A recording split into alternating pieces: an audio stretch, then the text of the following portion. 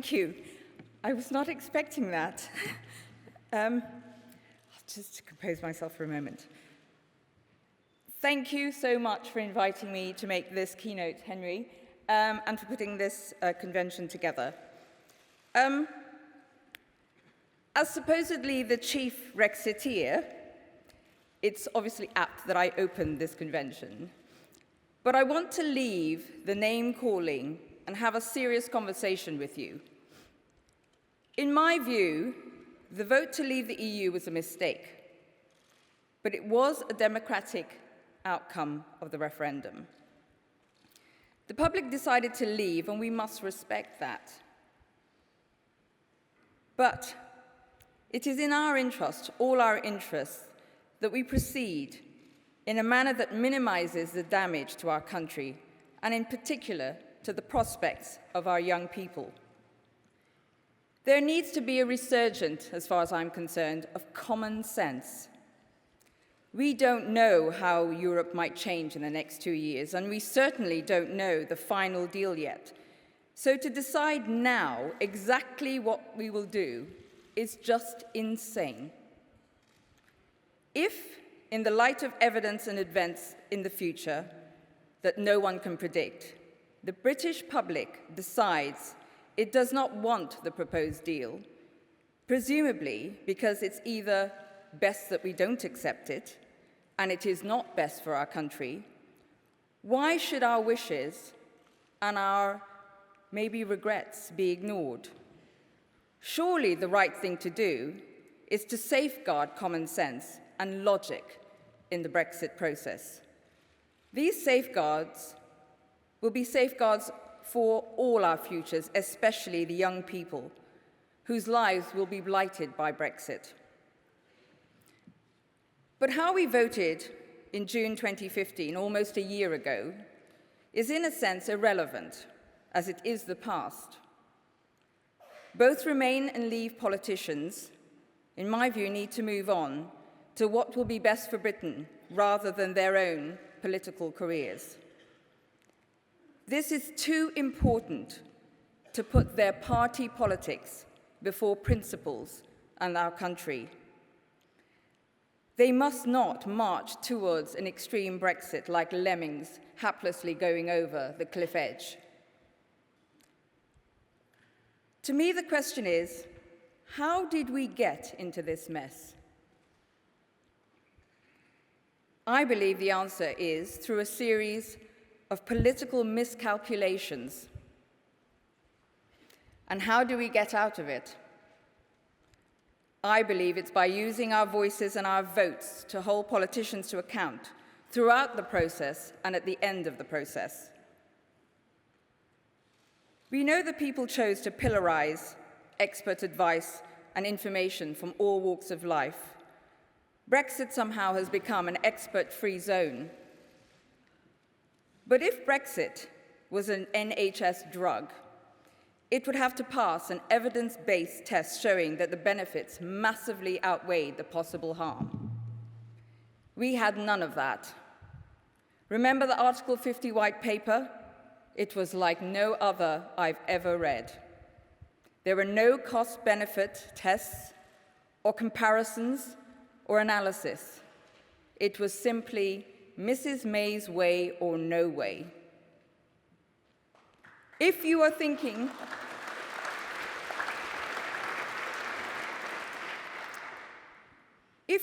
about moving and you decide to look at a house, you put in an offer and you wait for the surveyor's report and the legal searches before deciding whether to complete or not. Only a fool would do otherwise.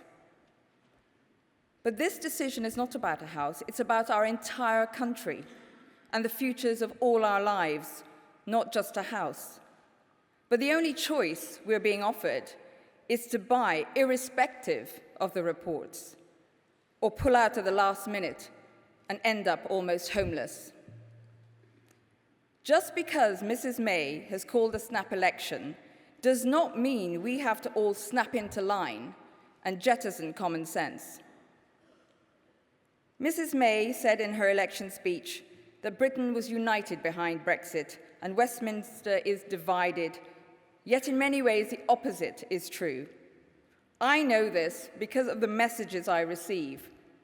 Just reading last night the responses under the videos that the convention team have posted and the responses on social media, it is evident that many people in this country are angry and very unhappy on both sides. The country is divided. The referendum opened a wound which cannot heal until Mrs. May engages in full and informed debate with the country to find common ground.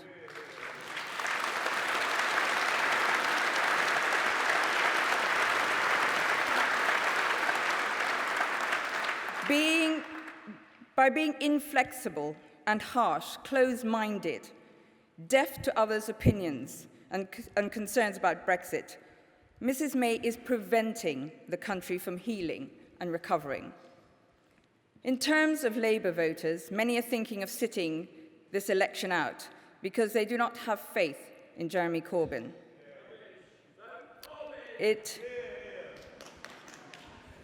But having a vote is an enormous privilege, and we should be using it in a smart, tactical way.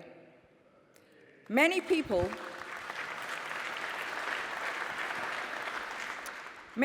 who voted Remain feel Leave won by lies and swindling. I know that, too, many people who voted Leave feel that they were lied to. I know this because they send me messages saying so. Many people are dismayed at the consequences as the challenges of Brexit seep into the forefront. In my view, the only real solution that can bring the country back together, to go forward together, is if the differences are resolved, or at least reduced, through properly informed debate throughout the negotiated process and a free vote on any terms at the end of the process.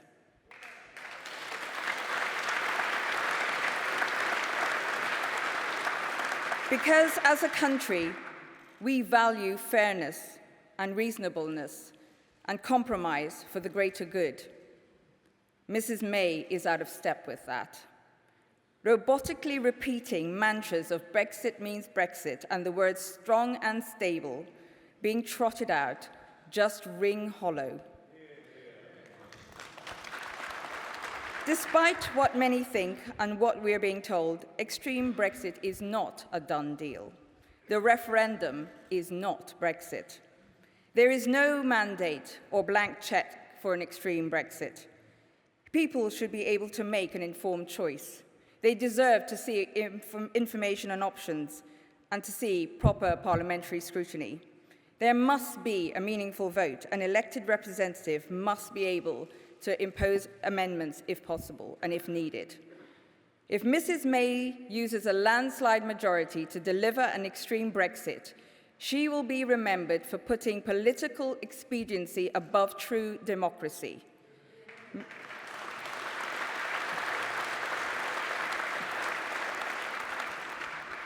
Mrs. May seems to want no opposition on Brexit. The official opposition, it seems, is obliging.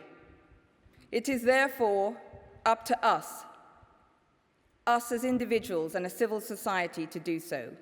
However small you may feel, together we can be strong and vocal against an extreme Brexit. That is why I am spearheading a campaign called bestforbritain.org, and it appears even the former Prime Minister is now a supporter, saying that he is opposed to an extreme Brexit, which we definitely are. Our goal must be damage limitation now, through using our voices in debate, such as this convention, and voting for choice and for candidates who are going to back choice and courage on June the 8th. An extreme, inflexible Brexit is likely to leave us more vulnerable, more isolated, poorer, and less opportunities for our children. Some people are saying we should leave because we want to go back to the past. But the future will not bring us back to the past because the world has changed. There is a fundamental unfairness here which will not lie down and be forgotten unless there is a new political settlement with the country over Brexit. As for you, who maybe feel betrayed, or apathy or angry, and may turn your backs on democracy on 8th of June, I implore you, please exercise your responsibility. Be the game changers in this peculiar political environment.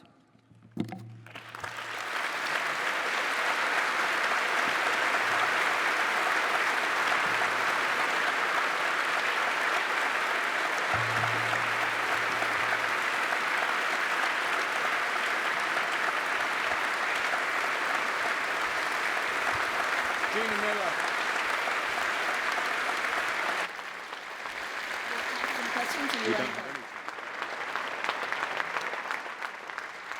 We don't have any time for questions, so I'm going to break the rules and do a couple if there are questions here, very, very quickly. Let's get through a couple if we can. Yes, in the front row.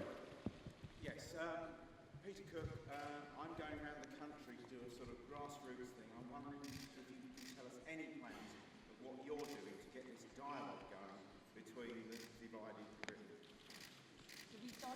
Britain. Week with a youth-targeted campaign.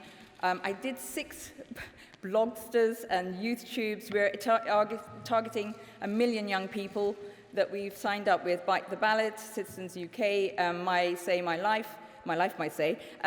We are also we're having a targeted campaign around the country. We're doing what's called Brexit cafes around the country. We'll be going to seats. We will be using social media, marketing, Facebook campaigns. We are going to be very, very vocal. Okay, very quickly, because I'm going to get fired earlier from a job than I ever have before. One very quick question from the gentleman in the front row. Are you concerned, Gina, that your court case might create a precedent for a further watering down of the separation of powers between the judiciary and the legislature, cutting across proper parliamentary duties? Did you get that? That was about watering down. Yes, it's about the judiciary and the rule of law watering down the parliamentary democracy, basically. Quick answer. The rule of law at times of democracy rocking is actually the stabilizer. And we have seen that throughout history. Over many movements of populism, the rule of law actually comes to the rescue of our society, and that is what I believe it will do. Gina Miller, everybody. Thank you so much.